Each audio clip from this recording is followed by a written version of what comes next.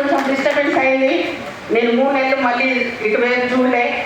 మళ్ళీ సార్ త్రిమూర్తులు సార్తో మళ్ళీ మాట్లాడి మార్చి 31st జాయిన్ అయ్యి 40 డేస్లో నేను ఆర్గనైజర్ అయ్యాను.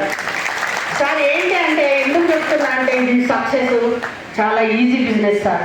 కష్టపడుతున్నాం, కష్టపడి సక్సెస్ అయితే మనకో చాలా ఈజీ బిజినెస్ అవుతుంది.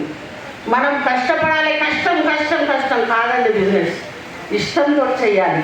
నా కాన్ఫిడెన్స్ ఇష్టంతో చేస్తే ఏదైనా కష్టపడతాం. ఇవాళ ఇష్టం ఉంది కనుక మీరు ఎంతో దూరం నుంచి వచ్చి ఇక్కడ కూర్చున్నారు. ఇది ఈజీ అవునా కదా?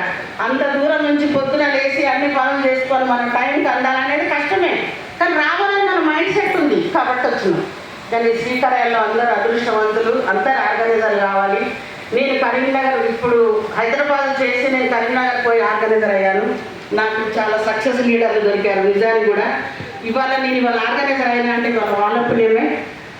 డౌన్ లైన్ ఎంత బాగుంటే మనం అంత బాగుంటాం.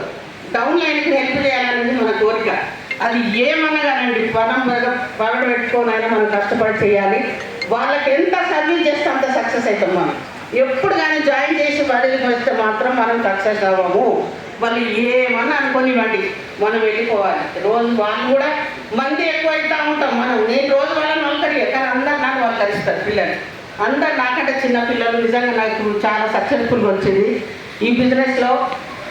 ప్రతి ఒక్కరు ఇలా నిజానికి కూడా చెయ్యరాదు, చెయ్యము అలాంటి మాట అనవద్దండి.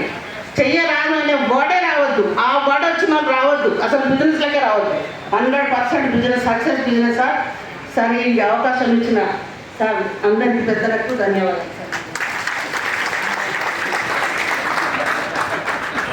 మేడం కంగ్రాచులేషన్స్ అండి. Thank you ma'am, thank you. చాలా ఇన్స్పైర్